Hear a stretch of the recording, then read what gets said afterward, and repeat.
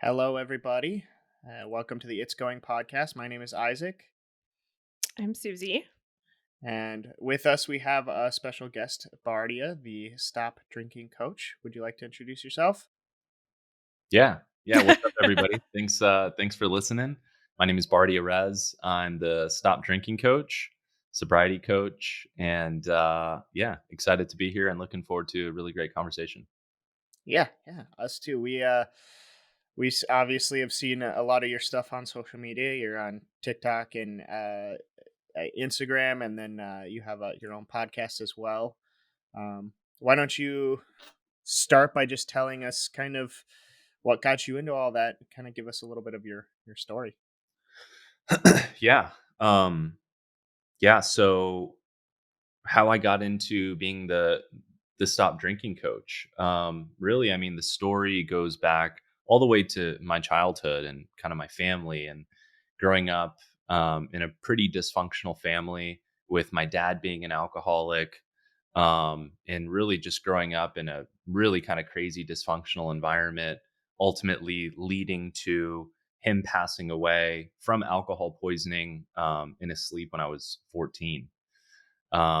I then developed a problematic relationship with alcohol myself. Pretty much the first time I picked up um, a drink, I became a binge drinker. I was never the type who could just have one or two. As soon as I had one sip, this switch would flip inside me where I would just have this intense craving to keep drinking. It's kind of like alcohol is almost like cocaine for me. It's like I get this really Hmm. intense euphoria and dopamine rush, and then it drops off. And then that drop off feeling is this intense sort of anxiety to keep wanting to consume. So, started drinking at 14 or 15 around sophomore year in high school when I started going to parties. What's interesting is before then, having seen what alcohol and addiction had done to my family, I told myself I would never go near it. But naturally, I'd get into high school and I'm around these social environments where everyone's drinking, and so I pick it up myself. Um, and an interesting part of the story that I think really contributes to how I got here today is, when my dad passed away, my uncle came down to help with the funeral, and he gave me this book by this guy named Wayne Dyer. If you guys have ever heard of Wayne Dyer, he's the Hmm. spiritual guru, passed away a few years ago, has tons of material on YouTube, has written lots of books. And the book he gave me was called You'll See It When You Believe It. And I read that book at 14 years old, and that book introduces you to the philosophy and concept of consciousness and how your beliefs influence your reality and mindfulness and all these different things. And I read that at 14 years old when, at this really critical point in my life. And, at 14, you don't really know your ass from your elbow. You think you do, you're a freshman and, you think you've got it all figured out. But that book completely shifted my paradigm in terms of my consciousness and my relationship to myself and infused this whole new like reality that really got me obsessed with this concept of consciousness and mind. And so it led me down this rabbit hole of studying spirituality and philosophy. And, by the time I was 19 or 20, it felt like I had read almost every major personal development book under the sun.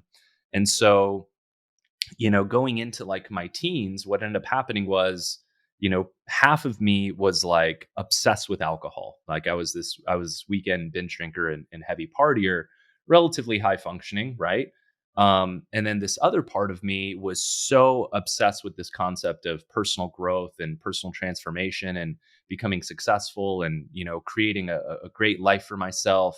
But I found myself sort of at war internally where half of me just was obsessed with alcohol and the other half of me was always trying to get better. I was really into fitness and working out and bodybuilding and all these different things. The Fast kind of forward. What was that? contrast, the Yeah. contrasting forces. Yeah, just this internal war, and it kind of felt like I was reliving the same week of my life over and over and over again. Fast forward kind of into my 20s, I probably went to my first AA meeting when I was like 19. I've probably been to, I don't know, 300 AA meetings over the years, but never really found AA to be like a solution. I never got to the bottom or understood like the philosophies were, they just didn't really vibe with me. And so, I started trying to get sober at like 19, right? Every time I drank, there was an incredible amount of guilt and shame and pain that came along with it because it's like, dude, I lost my dad to it.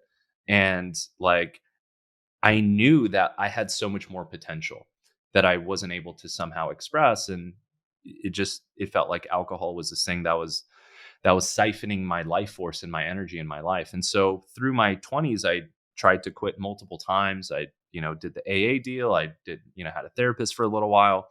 The longest I went was about 6 months when I was 27, and then I ended up drinking one day and right back into the cycle. Um, Ultimately, fast forward, pandemic hits. And once that happened, right, the world is in disarray and everybody's worried and working from home. And, just run this little online business and I had a little bit of money in the bank. And so I was like, okay, maybe I don't need to work. And so I was just kind of chilling and being stuck at home. I just naturally went from weekend binge drinking to drinking every single day. And as soon as I started to ramp up the frequency, the volume started to also rapidly increase. And eventually I got to drinking about 4 to 6 bottles of wine a day with about a pack of cigarettes a day. And I did that for about 6 months. And during that period, I mean, everything was breaking down physically, mentally, emotionally.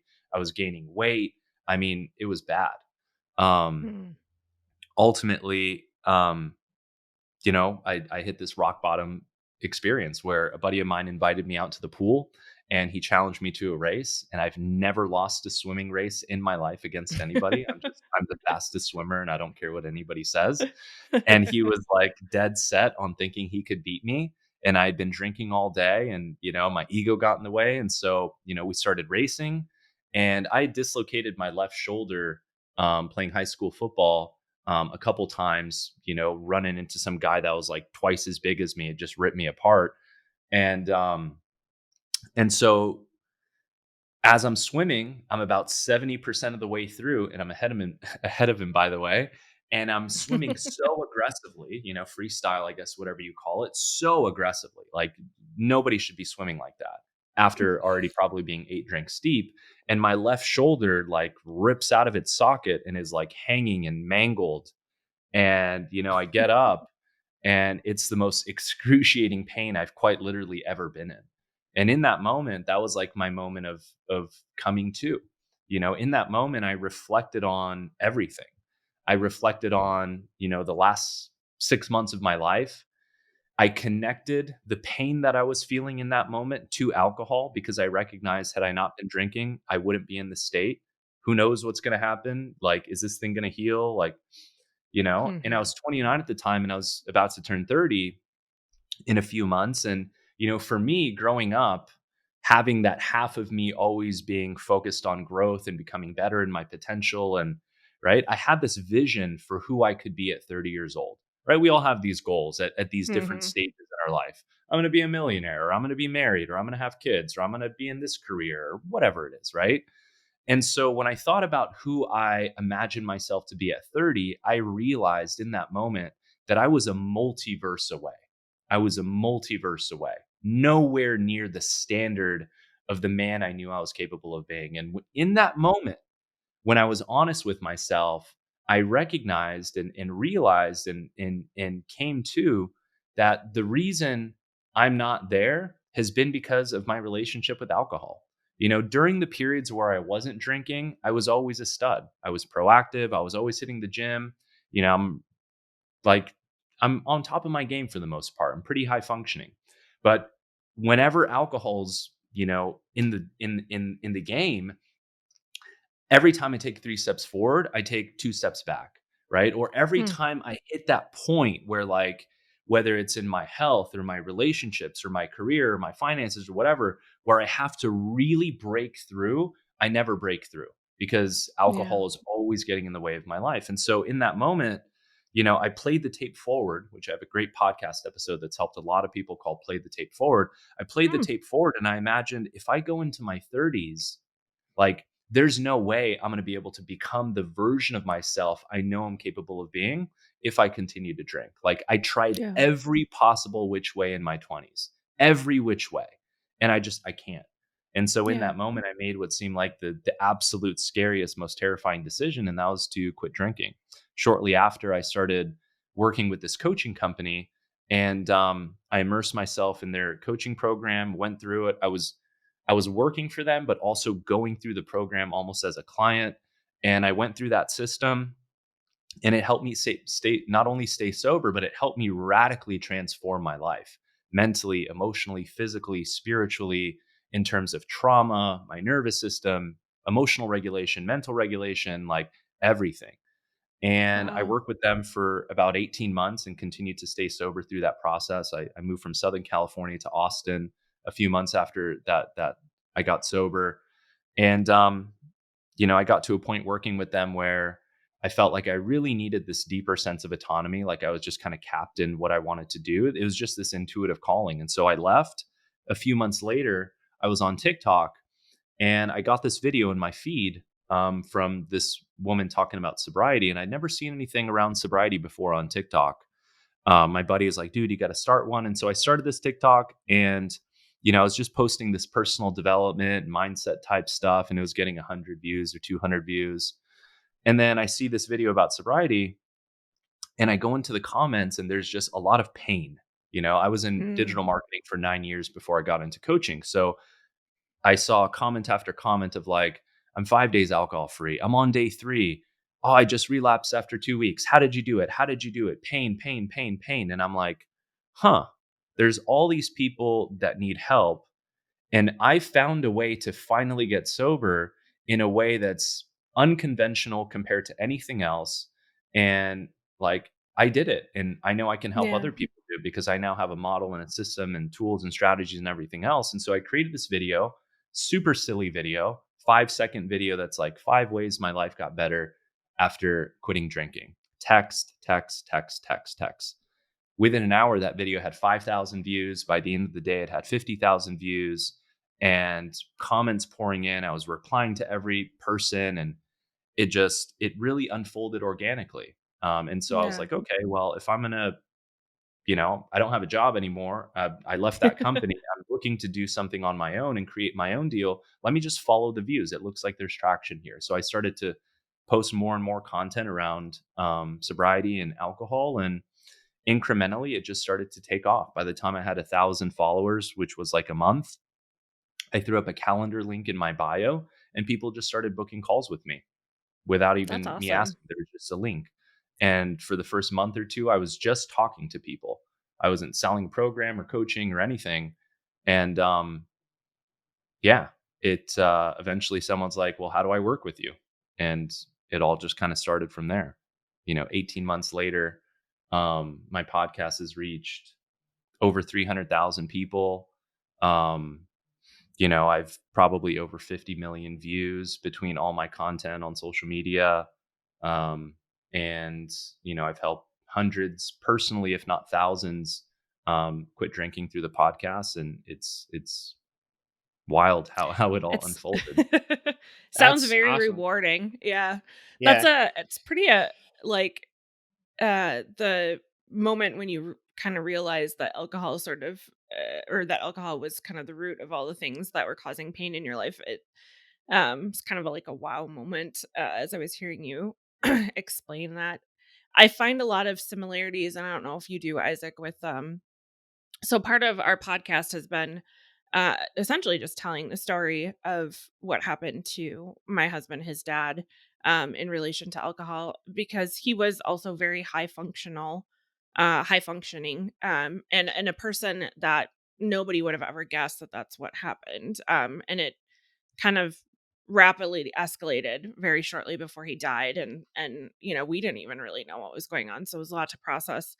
But eerily, your story sounds very similar to his in terms of just the binge drinking and having a higher tolerance, always drinking a little bit more when he did drink, and then it sort of eventually, I mean, it was 20 some years for him, but eventually it um, tipped over into that daily constant drinking. And unfortunately, he did also die from an accidental alcohol poisoning, but he was on a business trip. So, find a lot of similarities, which is, I think, just interesting. It's part of why we wanted to have you on the podcast, but Yeah. and with his story specifically, he died from a relapse, so he had been sober for a few months before he had Mm, died. And I guess it'd be interesting to get your perspective on relapses as a whole. I think generally, a lot of what I've seen is the consensus is that relapse tends to be a part of recovery. Like it happens to almost everybody. And I just wanted to get kind of your opinion on um, how do you get past it when it does happen, or if it is at all possible to avoid having a relapse in the first place. mm. Yeah, that's a great question, man. Um, and I appreciate you guys sharing all this. And I'm so sorry to hear about, your husband and your father, Mm, um, yeah. condolences to you guys and your family. Thank you. Thank you. Um, yeah, you hear that a lot. Relapse is part of recovery. And I think if you just look at the data, I think it's safe to say that, right? Like Mhm. if this thing was an on-off switch, there would be no addiction. There would be no Mhm. problematic behavior. It's a What I always lifelong disease. Yeah, yeah. Lifelong. Yeah, that's an interesting deal too, like the whole disease model of addiction and, how people interpret that and what that really means, which we can definitely talk more about. But it's lifelong in the sense that it doesn't matter how long you're sober. If you go back to that problematic drug or Mhm. behavior, it will turn back into the same thing. You can't go Mhm. from addicted, severe alcohol use disorder or drug use to moderation. So, in that sense, Yeah. if you can call it a disease or an Mhm. affliction where you can't go from extreme use back to moderation, yeah. Mhm. Um, but, is it possible to avoid relapse altogether? Maybe, depending on the person. And if you set up all the right conditions to support sobriety and living Mm. alcohol free. I just recorded a new podcast that should be coming out in the next couple of days that really digs into this. It's understanding that sobriety and this journey is about committing to a process, and Yeah. not just being focused on the outcome. Everybody who has a problematic relationship with alcohol says, I want to quit drinking, I want to be sober, but they're not doing anything on a day in and day out basis to commit to a process and to set up the conditions that support living alcohol free, mentally, emotionally, spiritually, neurochemically, physically. Yeah.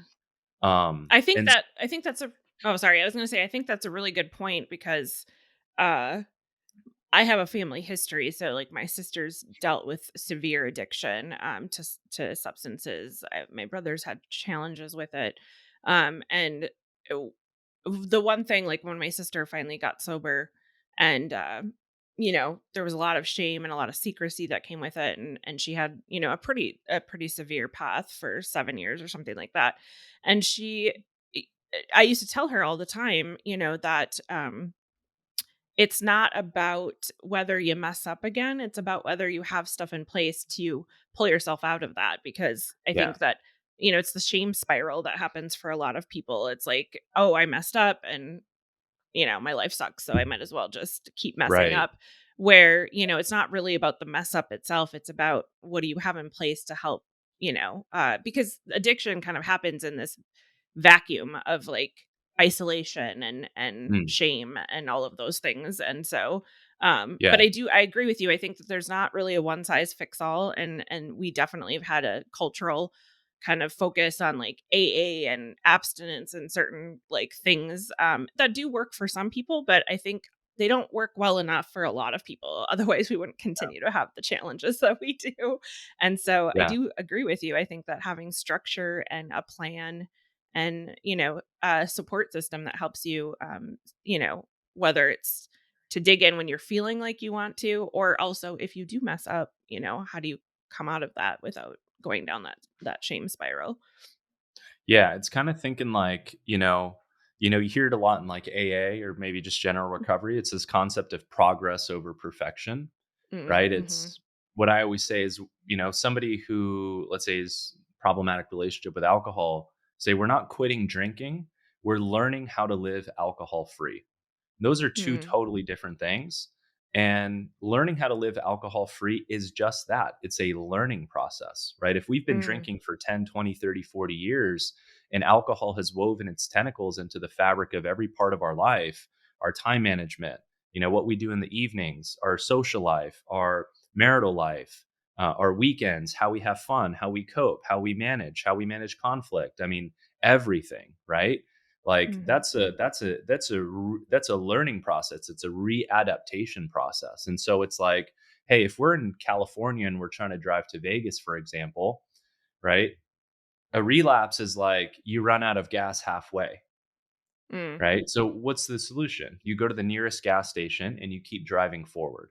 You don't have to start back over. And if you were, drinking 6 days a week or 7 days a week or 5 days a week, and then you go 90 days and you don't drink, and then you relapse, well, now you've only drinking once out of 90 Mm. days. And before it would have been, you would have drinking 75 or 80 out of those 90 days. So that's tremendous Mm. progress forward. You're learning how to Mhm. manage your mind. You're learning how to manage your time. You're learning how to manage your emotions. You're learning how to relate to people. You're learning how to have a little bit of fun. You're learning how to cope. And so what Mhm. relapse really ultimately is is what part of the sobriety process have you not learned? Have you not fully accepted? Have you not fully Mm. acknowledged? Have you not fully integrated? Well, I went 120 days, but then I ended up drinking. Okay, so as a sobriety coach, right, or support system, you say, okay, you don't like at this point, I don't look at a relapse as this shameful, guilty thing that the person who experiences has it. It's very black and white, just like if you're assessing Mhm. business.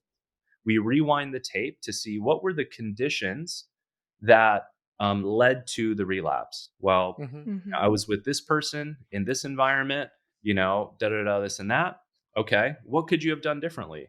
Could you have not hung out with that person? Could you have skipped out? Could you have shown up for an hour and then left? Could you have done this? Could you have done that? Did you apply this tool? Did you apply this strategy? Did you do that? Nope. No, it ended up being this person who I always used to drink with, and I ended up drinking because I was around them Mm. and they kind of peer pressured me.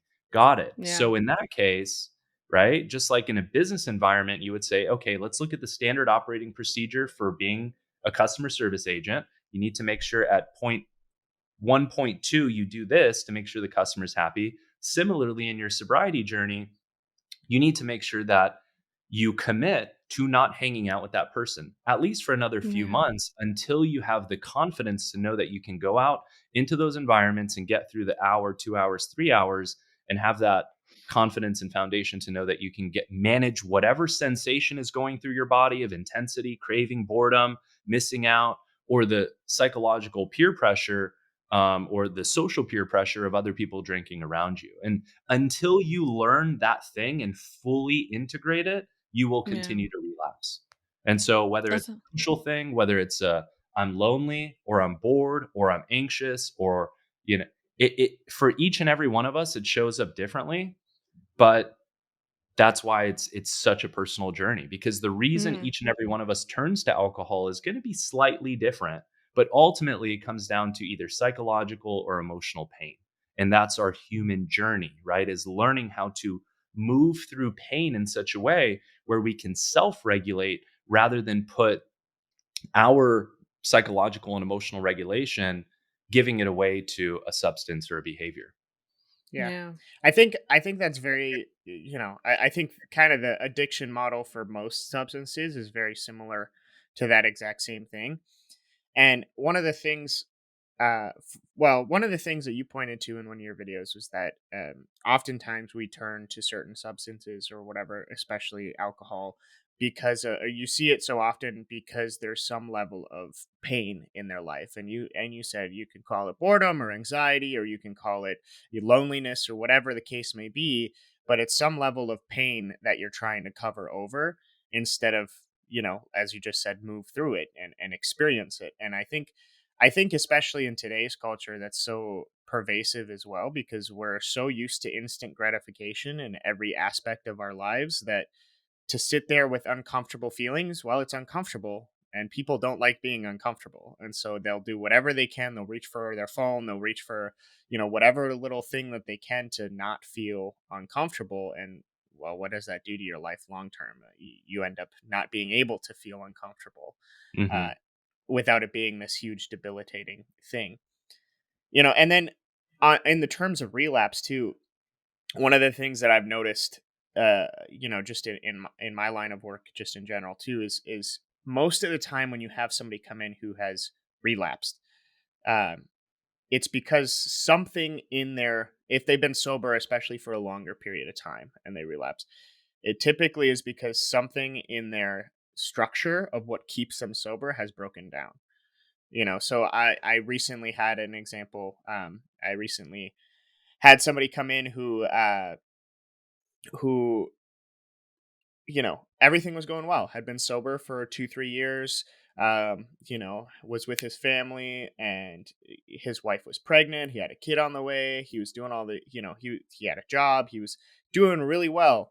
And his wife was like ready to pop, 9 months pregnant, about to have the baby any day, and he relapsed. And um and after talking to the psychologist and just kind of, talking things out with the family and the doctor and me and everything, the root of it ended up being that you know he said all of the thing, we've been so busy and so stressed out, with the baby on the way and all of these things that we've been preparing for, and with work, I haven't been doing the things that keep me sober. He said, I haven't been able to go to church. We've been rescheduling all of our meetings of, like, coaching and doing that sort of thing. We've been, unable to meet with my friends who are also sober and who, like, keep me in line. All of those things have been breaking down over the last few weeks. And because we've been so busy, so stressed out, the baby's on the way, all these things. And so that was kind of the root cause for him specifically, was the fail safes that he had put in place to keep him sober. Well, life was getting so stressful and so busy that he was letting those things slip first. Yeah. Well, what happens when you do? You end up turning back to the thing that, the other thing that gets rid of those Yeah. pains. So, like, those were healthy coping mechanisms to get rid of whatever pain he was dealing with. Yeah. Well, those were gone. Now it's time to lean on the crutch. Hmm. I think too that you talk about this in one of your videos, about how the um eh, that sorry. Okay, sorry. You were talking about how it's just really part of, like, really, I think part of the challenge with alcohol specifically. So like drugs, I think there's a slight difference, not difference in the way that they act, right? Like, so you can, addiction to alcohol and addiction to drugs are the same thing, in terms of how your body, processes them and what it does to your system and all of that. But I think the difference is, and Isaac and I have touched on this before, and where alcohol becomes really insidious is that it's so socially acceptable. It's such a Totally. part of our social culture and our fabric. And you did a couple of videos on that too. I mean, tell us a little bit about, like, what you see or what your thoughts are, and why alcohol seems to be maybe more challenging for the average person. Yeah, good question. I mean, it really does come down to that social thing, right? Like, human beings are social creatures. The worst thing that you can do to a human is to isolate them, right? To put them in solitary confinement. So we need that social connection, right? And so the way the system is set up, this matrix, the government, like the whole deal, right? Is it's set up in such a way where the human being, like, really gets little choice. Human beings are predictive modeling systems. We learn by consuming data, and that data forms the basis of our consciousness and our perception and identity and how we process, right? So we go through a system that is set up through, with the government, the school systems, advertising, product placement, promotion, commercials, structural, like, hierarchies where you go through school, you get into college, high school, college, and the culture around socializing and connecting is fueled by alcohol. right? And True. so you almost don't get a choice. I mean, there's certain people who go through the system and don't really drink that much, but it's almost Mhm. forced upon you. It's socially accepted. And you carry that on into your 20s and into your 30s, and you then form connections and relationships with other people that, without you really realizing it, are actually founded upon you guys connecting through a drug, right? And Mm, so mhm. when then and so what also is happening through these very, very formative years, with your brain developing, your values developing, your identity developing, your perception of self developing, your time management developing, how you have fun, how you connect, how you spend your free time. All of these things are woven together with alcohol, Mhm. right? Socially. And so when you go to quit drinking, um, what happens? Like all of those things for the last, let's say, if you quit at 30, for the last 15 years of your life, all of those thousands of memories, right? All the Mhm. meeting people for the first time, going on dates, what you do every Friday, Saturday, and Sunday, right? What you do on Tuesday, what you do with your coworkers, it all Mhm. revolves around alcohol. And so when you finally get to this place and you recognize, hey, this thing isn't working, like it's not doing what it used to do. I'm a slave to this thing now, and it's causing way more harm than it is benefit. You then go to Mhm. quit. But now we're in this system where, 80% of human beings, 90% of human beings, um, are, dependent on this thing, really by maybe no choice of their own, simply because of Mhm. environmental factors, societal factors, and everything else. And that makes it tough, right? It means you might have to let go of some friends. It means that you Mhm. have to find new ways to stimulate yourself or to release energy and stress built up from work on a Friday or Saturday. You have to figure out, what you can tangibly do to have fun or to socialize or all these other things without this thing. And man, it's like you've been doing something for 10, 15, 20, 30 years. It's not easy, especially when this thing, I mean, dude, it is Everywhere. cellular at that point. You're thinking about it, you're craving it, you feel Yeah. bored without it, you feel sad without it, depressed without it, and then socially, everybody or most of the people are partaking. And sure, are there Yeah. good times? Absolutely. That's why we all love alcohol and we continue to go back to it, because in the moment, very temporarily, it does feel good. It does provide pleasure. It does Mhm. relieve stress. It does do the thing that you want it to do, but it follows up with such a downstream series of negative consequences that it just becomes this dichotomous, difficult thing to manage and get through. And that's why having a program, having structure, having accountability, support, and ensuring that you put all these different conditions in place to support this kind of transition process. Really, it's a metamorphosis process. Transformation process is so important. Why do you think it's so hard for people? I have my own theories on this, but like, why do you think it's so hard specifically? I mean, any addiction is going to be difficult, but even for people that maybe aren't classically addicted to alcohol, there's a lot of fear around bringing or taking alcohol out of the equation. Yeah. So why do you think it's so difficult for people to really stop with alcohol specifically? I think it's several reasons. One, ultimately, overcoming any addiction is this journey of learning how to move through discomfort. It's Mm, redefining your relationship to pain, right? I mean, mhm, that you synthesize every 300 TikTok videos I have, every podcast. Overcoming our addictions is a process of redefining our relationship to pain, increasing our tolerance and capacity to handle pain, and ultimately redefining and reorienting our life as a human being, right? Like life is hard, right? We got to go to work, we got to make money, we got to pay bills and taxes and plan for our future, and we got to find a mate, and we got to have kids and buy a house and do all these different things. And so it's like people are afraid of several things. One, um, they're afraid of having to feel and move through pain, right? We all mm, experience tremendous amounts of trauma through our childhood. It doesn't matter if you have a perfect family or not. The mhm, sensitive, developing brain of a child and the very limited, small window of the nervous system of a child everybody experiences trauma, whether it's at home or on the playground or at school or with Mhm. their friends, which negatively affects their perceptions, identity, their nervous system goes into fight or flight. The way, like, nobody actively generally learns coping mechanisms and strategies, right? So by letting go of the alcohol, we're now letting go of the thing, like the primary coping mechanism. And that's scary. Mm. How do I deal with my social anxiety? I've never socialized with anyone without alcohol for 15 years. How do I manage the voice in my head that tells me, I'm not worth it or I'm not good enough? Right?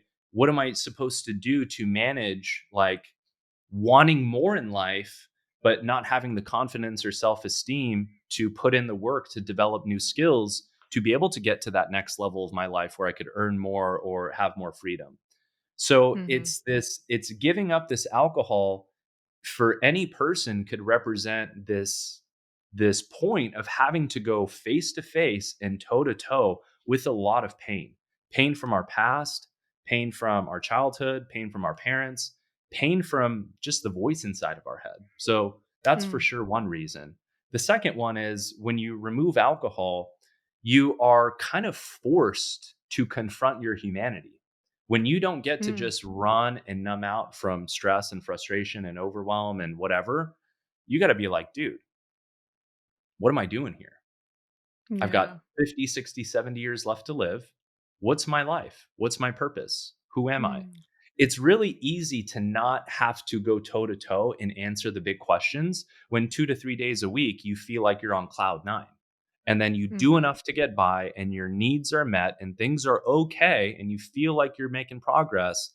But the real deep philosophical existential things, like, you can kind of put those things on the back burner and cruise by.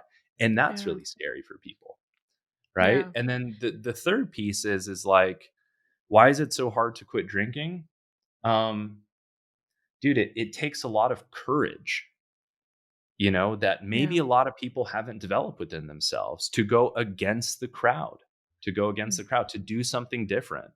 Right. It takes a tremendous amount of, like, confidence and like willingness and belief in yourself to be like, hey, I'm going to exit what seems like a societal matrix and I'm going to jump Mm. into the deep end on the other side and see if I can figure out something new in which I don't even know what's out there. Yeah. Do you feel like too, I feel like a lot of times there's also a lot of pressure. So like I don't I think in general it seems like culturally and just socially, A lot of when pressure for someone says sure. they're not drinking alcohol, there's a lot of like backlash in some ways. You would think that like most people would be like, "Oh, great, you're doing something, that's, going to help you reach your goals and be good for you." But for some reason when it comes to like alcohol, there's definitely a stigma around that, and stopping Totally. alcohol is like there's something wrong with you, or you're not going to be Yeah. fun anymore, or Yeah. Well, that goes into just like society's severe, like, lack of understanding and education of alcohol in the first place. Like, the way yeah. alcohol and alcoholism is painted in our society is either you're the person who could drink whenever they want, come and go and please as they please, and handle your thing, or you're the guy who is drinking out of a brown paper bag, pissing himself on the bus stop at 7 a.m. And so, as monkey There's see, no in monkey between. do, yeah, there's no in between. As these simple monkey see, monkey do creatures, we're like, okay, as long as I'm not that guy, whatever else I am, I'm okay. It's fine. And Yeah. so you've got, if you Google number of people who have alcohol use disorder, the data says 10%, but I'm absolutely convinced that that number is a lie I and agree. I I agree. would that's agree. nonsense. It's probably closer to like 30% or 40% or Yeah. maybe even more. So there's a tremendous amount of people who are on the spectrum of alcohol use disorder, but Mhm. don't recognize it or are in denial. And, again, being those social creatures, it's like all of a sudden your buddy or your best friend or somebody you really bonded with and have tons of Mhm. memories and connection around all of a sudden says, hey, I'm no longer doing this thing. um Really, the pressure is what it actually is it's a trigger to their own relationship to alcohol, Mm. and their Mhm. Yeah. mirror is being held up, and they don't want to lose that person. And so they're trying to reel them back in because, hey, if this Mhm. person exits the system, now I'm alone drinking. And, What does that say intuitively, about me? what does that say about me? And Right. deep Mhm. down, intuitively, every single person who drinks knows that they're damaging themselves. Everybody feels the Mhm. consequences. Everybody gets hungover. Everybody has brain fog. Everybody says stupid things or dumb things or acts a fool at Mhm. some point. And so nobody is getting out unscathed. It's like this pink Yeah. elephant in the room where everybody's doing it and continues to do it. But in a way is in like this denial around what's actually happening. Mm. Yeah, that's I think interesting. I think too on that front, oftentimes, you know, there's that judgment of like what you said, the guy with the paper bag out in public who's intoxicated and whatever, and it's like as long as I'm not that guy, I'm good. But then there's also this level of judgment of, oh, you had to stop drinking. That means you were that guy, Right. Right. Mm. Yeah, Mhm. you couldn't handle your you couldn't booze. handle it. You're weak-minded. Yeah. You have no Yeah. self-control. Just stop after 3, right? Hmm. Yeah. And then they Hmm. try to Yep. convince you that you don't have a problem, and they're like, "Dude, you're fine," right? And Yeah, you can just Mhm. have a drink. One drink's not yeah, going to be that big of a deal. Two, Yeah. whatever. Or and then I also like that point, and I was going to bring up kind of the same thing of it holds up a mirror to people. So when people, when you start doing something that's against the status quo, and then you know, and you provide your reasons or whatever, people don't like that because then they have to look at themselves. It's it seems counterintuitive that something you're doing would reflect badly on them. But when yeah, it's something like that of, oh, I'm giving up alcohol because it's gonna make me feel better, it's gonna make me perform better, I'm gonna, safeguard my health and all of these other things. Well, then the person who is like, well, I don't want to give up alcohol because I enjoy drinking on the weekends. I enjoy going out with my friends. How am I gonna socialize without it? All those questions start to go through their head, and so they say, hold on a minute, like you need to come back and join the party, like you know yeah. Yeah, it's almost like, akin to you have a social circle and everybody is 400 pounds, and one person says, "Hey, like, I think I'm tired of being 400 pounds and, eating McDonald's for breakfast, lunch, and dinner. I think I'm going to go hire a personal trainer and lose some weight." And so Mhm. the other 4 people are looking at him and saying, "What are you crazy? What, you think you're better Yeah. than us? What, you yeah, think, you think Mm. what, you can't handle eating McDonald's all day? McDonald's tastes great. Why would you want to go be in shape?" And it's yeah, like Yeah. kind of the same i deal. think I think that's kind of the crux of it is, oh, you think you're better than us. A lot of people Mhm. have Somebody that decide. mentality. Yeah. It's a weird complex, and it's a weird judgment too of like, why does what one person does in their own life have to affect you in that way, right? Like It's because what is wrong? intuitively they know. They Yeah. know Mhm. that, hey, I'm turning to this thing to cope. And they Hmm. like Yeah. no you nobody is in that much delusion to know that their relationship with alcohol is somehow working healthy, positive, and superior. Like they Yeah. know deep down they're going to the liquor store and buying a six pack and they know they're a slave to it. And Yeah. so, Yeah, I it think that's goes deep. that's an interesting factor as well because I think like, if I think about my own relationship with alcohol, I don't drink super often. It's pretty rare at this point.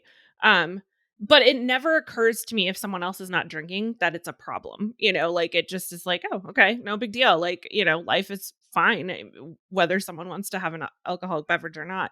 But I have seen over time in, relationships that I've had and friend groups and, even as, my husband struggled with it over time, that there very much is that pressure of like, people have a problem if you don't want to drink alcohol, and it makes sense that it would be a mirror, that if you deep down feel like maybe you need to question your relationship with alcohol, you don't want to have somebody else, showing up and putting that mirror right in front of you. um do you think that people can have quote unquote healthy relationships with alcohol? Yeah, Isaac and I were kind of talking about in the beginning about that before you hopped on. Um if you listen to Dr. Andrew Huberman, he says there is no healthy relationship with alcohol Mm. because Mhm. alcohol is a toxic, poisonous substance. Ethanol gets converted to acetaldehyde, and acetaldehyde is a class one carcinogen, which Mm. destroys cells, proliferates various different types of cancer, and is a 100% absolute net negative in your body. So there's no such thing as a healthy Mm. relationship with the consumption of a substance that degrades every facet of this avatar that we inhabit. So that's one way to think about it. The other way Mhm. to think about it is, if you are going to partake in a substance, because every adult has the right to choose how they manage their consciousness and operating system, you for sure want to make sure that if you are partaking in it, you have absolute control and management over it, right? And you Mm. recognize that you recognize that you have control, you're mindful of use, you respect the relationship of it, and you stay mindful of the trend. The thing about Mm. alcohol that people don't really realize is, there's this like conception that like, oh, I'm not an addict, I don't have addictive tendencies, nobody in my family was an addict, and I can stop at one or two. And sure, I've worked with hundreds of people, and I would say, over 60% of them, many of them are 40, 50, 60 or so years old, and many of them had a regular relationship with the alcohol in their 20s and Mhm. 30s, but then they had that divorce or that death in the family or COVID. And so they went from this totally controlled, take it or leave it relationship. I'll have one or two here and there, a couple times a year, whatever, to then moving into the state where frequency and volume slowly but surely started to increase.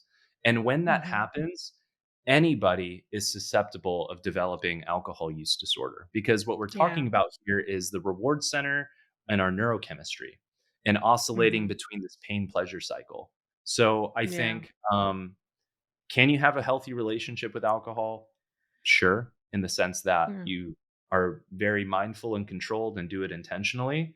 Um, but I think it's important for everybody to recognize that when you're dealing with any substance or behavior that impacts your neurochemistry so heavily, you're walking down a somewhat of a slippery slope. And Yeah. it's one of those things that once you cross that invisible Mhm. line is different for everybody. And it takes, for some people, I crossed it the very first time I picked up alcohol. Some people, it Yeah. takes 30 years to cross it. Once you cross that invisible line, there really Can't go isn't back. going back to that Mm-mm. moderate thing. And when everybody Yeah. realizes that they cross it, that's the journey of getting sober, is Yeah. trying to find every possible which way to manage it, to go back to moderation. And people will try to moderate while staying in a cycle of alcohol use disorder for years or decades before they finally get to the mental, emotional, spiritual place where they get on their knees and say, I can't moderate. It's a Yeah. binary system. Either I have it in my body and it's a virus that consumes me, or I step into a new chapter and I figure out a way to live without it and thrive without it. Yeah. I think that's one of the things that Isaac and I have said quite a bit on this podcast is just that alcohol is very insidious compared to a lot of other chemicals or drugs that people use, in the sense that I think we've all grown up with a healthy fear of most drugs, or at least a cautionary, Mm, perspective around it, because it seems that a lot of people, with their very first time, are sucked into that not being able to control it. And so mhm. there's a healthy, caution around that. But alcohol, because it is such an integral part of our social fabric, it's legal. That's the big thing. It's legal. Yeah. It's an accepted a drug, in a sense, that people don't have that same sense of caution around it, and it is really insidious. Because I would agree that, even if we look at Eric, managed it all of his life until 7 months before he died, and it crossed over that line for him. um and I think too that, like, yeah, people kind of have that perception of, if I don't fall in that brown bottle, the bagged bottle, sloppy, passed out, Unable to category, control then it's myself. Yeah. Yeah. it's not a problem. I remember specifically when I had to sit down with, Eric's family and tell them what happened and what led up to his death and what he actually died from, which was a blood alcohol level of 0.45.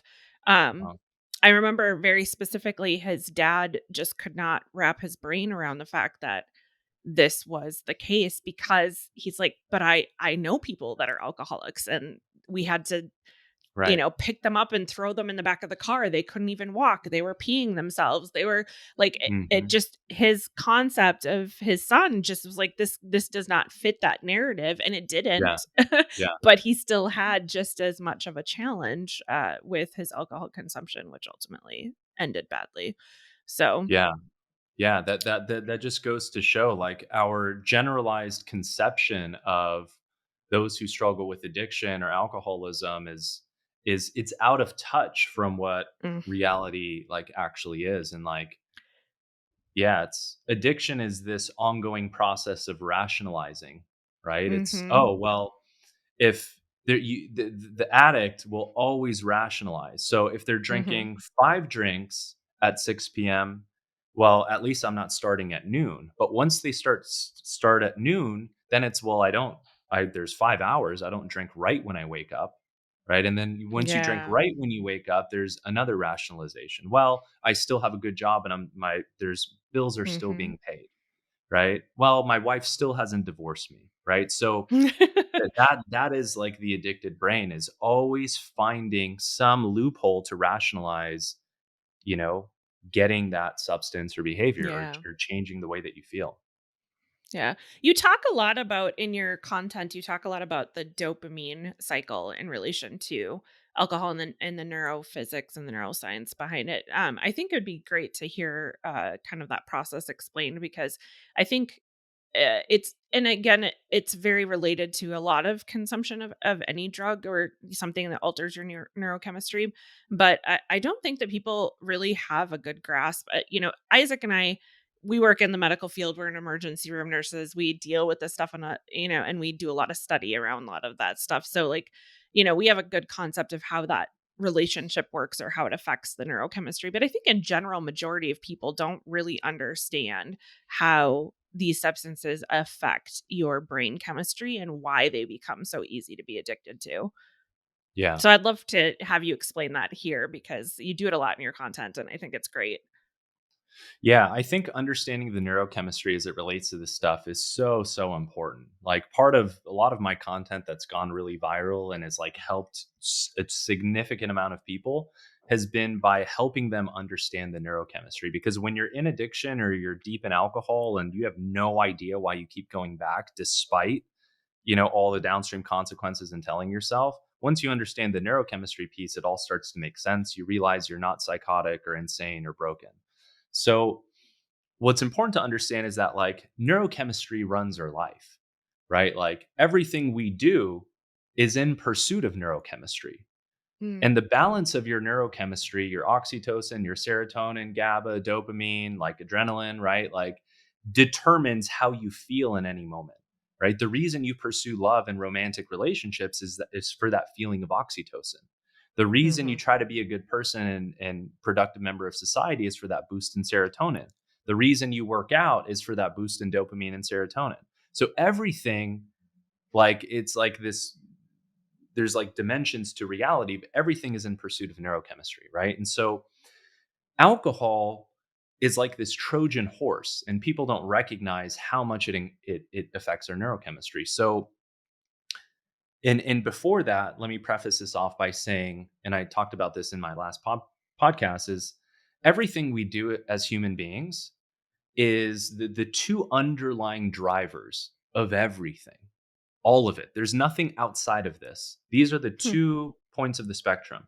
Everything is either in pursuit of pleasure or in the avoidance of pain.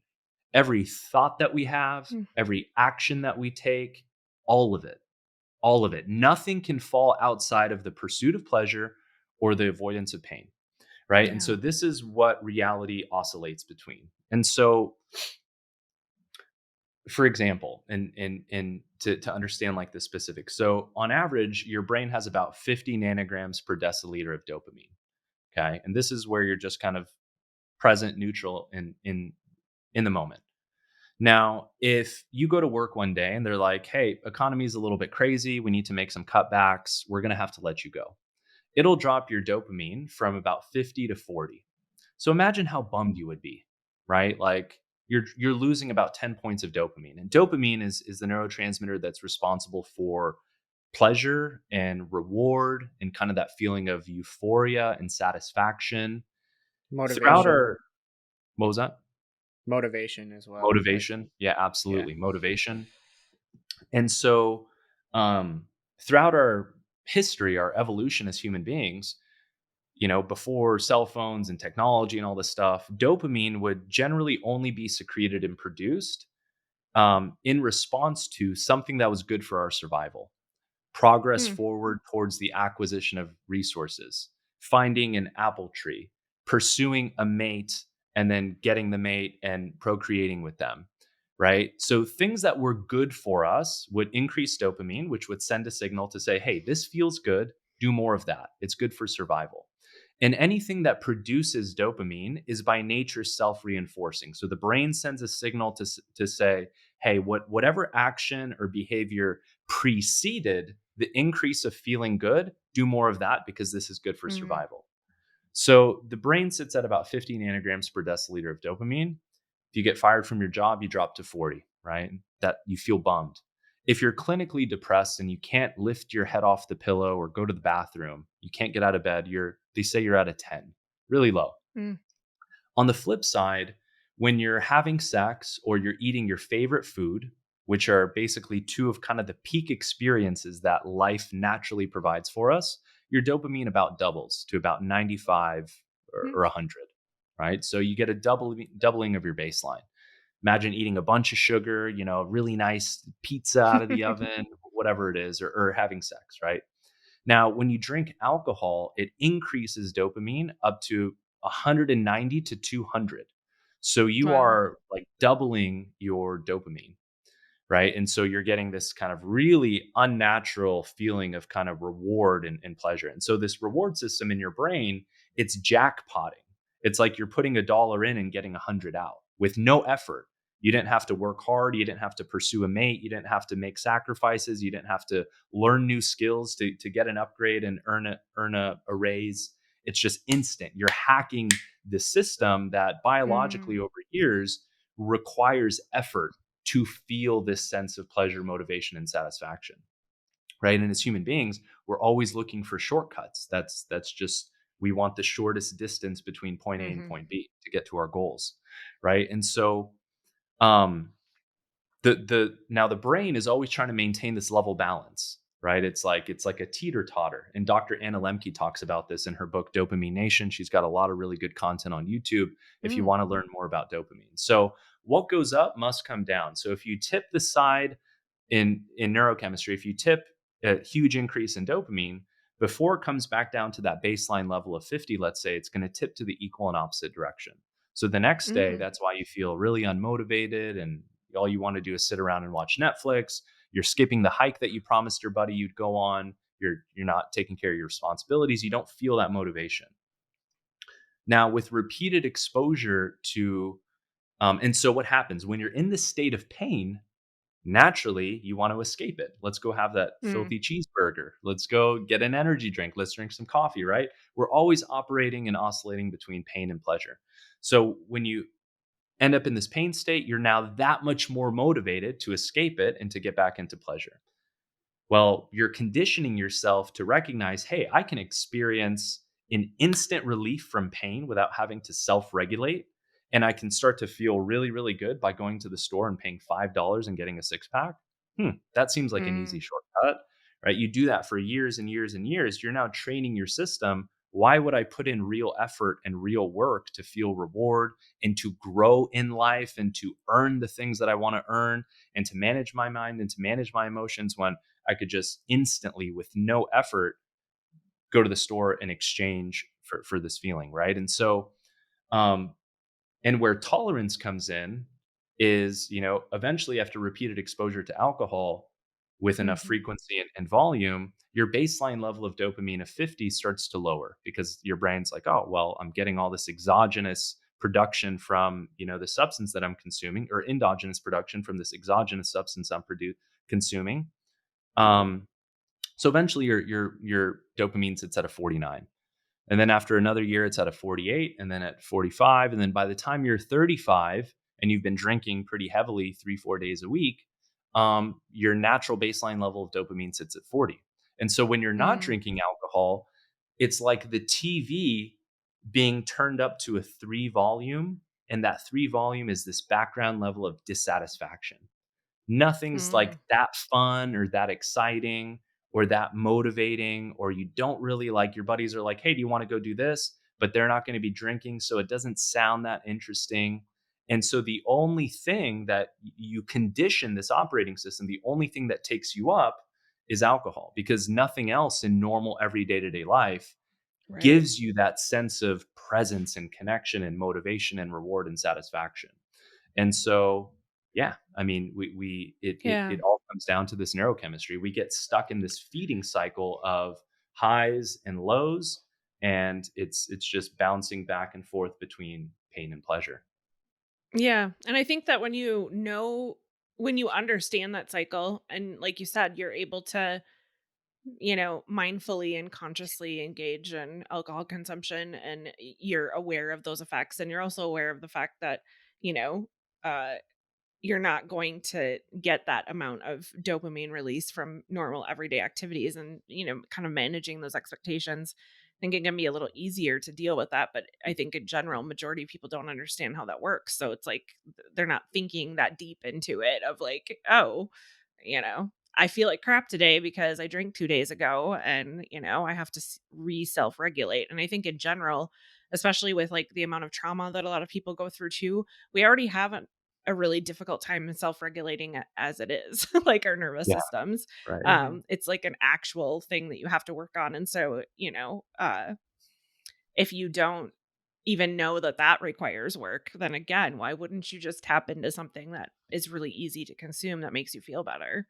Yeah, I talked about it on one of my recent TikTok videos. It's like what it kind of represents in this other analogy or abstract way is like, imagine the average normal human being, let's say, works a construction job, let's say, and we have to go to work and we have to work, like Hmm. physical exertion and mental, like, and at the end of the day, they pay you, let's say, $10, right? That for 8 hours of work. Okay. You earn that $10 by the work that you put in, right? Hmm. Drinking is like going, instead of showing up to work, what you do is you go to the store next to your job and you give them $1 and they just give you $10 back Mm.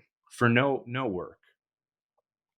And so imagine if you repeatedly expose somebody to that, eventually it would say, listen, what am I doing going to work over here? I can just go Right. to this corner store, I can give them $1 and they'll just give me $10 back with no effort. Hmm. I don't have to do anything. I just It's wait in line. easy. It's easy. No effort. Hmm. Right? And that's what sort of alcohol represents psychologically and emotionally for human beings, is this thing where you're hacking your neurochemistry and you're getting instant gratification either through the instant pursuit of pleasure or through the instant relief of pain with no effort. And Yeah. anything that doesn't require effort but gets a result will become addictive by nature eventually Hmm. over time. Right. So obviously, you have your own coaching program and you make a living by helping people to get through this process. What are some strategies that you use to try to help people break that cycle for themselves? Yeah, good question, man. So I have people follow like a very specific kind of lifestyle transformation plan where I've got like this checklist of items that they do. There's 14 of them every single day. And it's really holistic and it focuses on optimizing mind, body, spirit, and neurochemistry. And so they follow a plan while consuming like information that really transforms the way they think about alcohol. and then also um, not only alcohol, but like their mental and emotional operating system. So they gain a more self aware and intuitive understanding of what's actually going on inside of them so they can begin to self regulate. Mm, nice. That Love sounds it. like yeah. I'm sure. I mean, there's a reason why you have a lot of success with that, right? It seems like a very well put together program. So, Yeah. And then um, there's a community aspect and accountability Mhm. and all that stuff and coaching. And yeah. all the important bits of trying to maintain sobriety, right? Yeah. I think that's one of the most important things that, through things like AA and various other kind of programs that have been the status quo for so long, that's missing is the education part of like, why am I doing this? Why is my brain acting the way it is? Why is it so easy for me to fall into these patterns? And like, you know I think generally, for a lot of people, or just in general, the path forward is a lot easier when you have understanding of what you're doing and why you're doing it, and understanding Mhm. of yourself, understanding of how your brain works, understanding of how the world in general works. That level of education really helps build your perspective. And when you have perspective, it's a lot easier to make certain decisions, the right decisions. Yeah. So I think that that aspect has in the past been missing on some level, in terms of sobriety coaching, but even just in the general population. As you said, like, we live in this kind of society where from a young age, through every piece of media that we consume, through school, through college, the government, all of these things, alcohol specifically is something that is viewed as not only okay but almost necessary for Mm. daily life. um, and and that's the education that you're born into, versus what it really is it, as you said, it's a poison. It is incredibly unhealthy for your body. And granted, very small amounts, generally, long term, probably not that huge of a deal, but most 99% of people don't drink very small amounts of alcohol. It's Mhm. more than one or two a week. Yeah. So, in kind of wrap up, we'll kind of just do a couple personal questions. Um, if you could go back in time, you shared your story kind of at the beginning of this episode. If you could go back in time and change anything about, your life or your story, or, tell something to your younger self, uh, about what you know now, what would you do? Mm. Yeah. I don't think I would change anything. If it's like butterfly effect type stuff, um, I'm at a place in my life now where like I'm so grateful for how things worked out that I believe it was all divinely ordered, Mhm. specifically in divine timing, with all of it to lead me to exactly be here in this moment. And I'm feel very aligned and fortunate to be where I am now. So, had I Mhm. changed anything in the past, maybe it wouldn't have led me here. I could say, well, I wish my dad didn't die, but who knows? Maybe I'd be in jail or dead if he was, stayed alive. I don't know. Yeah. So I don't think I would change anything. I'm grateful for how it all turned out. I'm grateful for the pain and the challenges and the trauma because it turned me into the person that I am today. Mhm. Um, what would I say to my younger self? I would probably, I'd probably tell him to worry less and to recognize like you're gonna make it. It's gonna be okay. Just Yeah. relax. Like there's something bigger going on here, and you're just kind of part of the ride. Yeah. Surrender a little bit. I think that's a pretty common thing. I remember in my 20s, it's like we just have this huge pressure in Yeah. society to figure our lives out. You got to Right. figure out what you're going to do for your job. You got to figure out if you're getting married, if you're going to have kids. There's all this time limit on it. And then I Right. think when you get into your 30s, you start to understand that maybe it's not that serious. And then I think even now being in my 40s, it's just like, oh, like there's so much more, and like life doesn't stop at 40. And so like Yeah. you can relax a little bit, and you're not going to figure it out in your 20s. And it's such a, like, everyone's like, oh, I wish I was 20 again. I'm like, oh, I would never go back to my 20s. I like where I'm at now. I Yeah. feel like oftentimes, we have this perspective of I'm gonna scrap that. I completely forgot what I was gonna say. uh, uh, but yeah, yeah, it's gone. That thought it's off in the wind. um, do you Yeah. have any big projects or anything you're really excited about that you're working on? Yeah. So, for the last 18 months or so, as I've been running Stop Drinking Coach, it's just been me, and I've been doing one-on-one coaching, and that's how my program's been structured. Moving into 2024, I'm going to move primarily to a group coaching program. Oh, nice. And it'll continue to be hybrid to some degree. I'll still probably do one-on-one coaching. But yeah, moving more towards a group coaching model. So, that'll be more accessible for more people. And I Mm, think it's the only yeah. way for my message and education and program to get out, to scale, to reach Hmm. more people. So I'm going to be moving towards a group coaching model. I'm going to be bringing in some co-coaches to facilitate and support that. Really excited about some of the people I'm going to be bringing in. One specifically who was my coach during the process, who's an absolute just master, incredible human being, which I'm really excited about. And in 2024, I plan to get back on the content game. Mm, Because what I discovered is my real zone of genius is communicating this stuff and mhm. podcasts and creating content and reaching more people. I don't necessarily need to be the one meeting face to face with people, checking Yeah. in. Like, I have a course that I've built with incredible assets. I mean, my vision is to have um, a total human transformation resource library that covers everything from addiction to mindset to healing and trauma, your inner child, creating your future self, aligning your values, tools, strategies to regulate your nervous system. So the vision is ultimately to, create the most successful, alcohol recovery program, but eventually maybe it'll be, you know, go deeper into just addiction as a whole in the future. That's super exciting. Nice. I'm excited for you. Yeah, that's very exciting. Yeah. I remember what my thought was. uh, just essentially that, like, when as a kid, people tend to we tend to think that adults have everything together and they know what they're doing, and then you become an adult and you realize nobody knows what they're doing and everything is Yeah. just made up. uh and so we're all just kind of trying to do our best with what we have, but I mean, Yeah. really, nobody Yeah. knows what Nobody this has is it all figured about. out. Yeah. Yeah, no one has it figured out. They think that, some people might think that they do, and Yeah.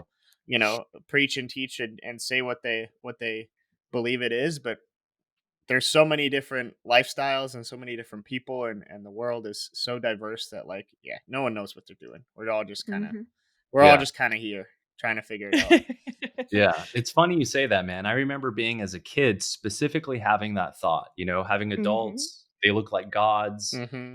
they have jobs and drive cars and they know what the government does. And I was like, yeah, one day I'm gonna be an adult and I'm gonna have it all figured out. And like, you trusted and thought that they did. And I remember specifically being like 19, kind of becoming an adult, looking around and being like, I thought like 20-year-olds were these adults. And as I look around, like, nobody has any clue what's going on. No, Everything and is like then everything's a best guess, basically. you become Everyone an adult and you realize nobody knows what the government does. just nobody, yeah, just the rabbit hole keeps going and yeah, that's funny. Uh, Well, lastly, where can people find you? What? Yeah, so I would say the first place and best place is going to be my podcast. So if you go to Spotify or Apple and look up the Stop Drinking Coach, or if you type in quit drinking or stop drinking, I'm usually right up there, number one. So that's probably going to be the best resource. I've got over 30 episodes that are similar to this, where I go in, mhm. anywhere from 20 minutes to an hour plus, going really, really deep around all these topics and this journey. So that's probably going to be the most valuable. The second Mhm. place is my TikTok. I've got like 280,000 or so followers there, and about 300 short form videos ranging from 30 seconds to 3 minutes, where I cover a lot of these different topics as well. Yeah. My Instagram and everything is under the handle Stop Drinking Coach or The Stop Mhm. Drinking Coach. So my website, www.thestopdrinkingcoach.com. I'm also on YouTube under Stop Drinking Coach or The Stop Drinking Coach. So yeah, it's pretty much kind of the same across the board. Awesome. That's awesome. Awesome. Well, it's been awesome having you on, and what a great conversation. We hope to see you again. Yeah, I Yeah, really we enjoyed it. appreciate this. Thank you. I appreciate you guys having me on. It's been great. Thank you.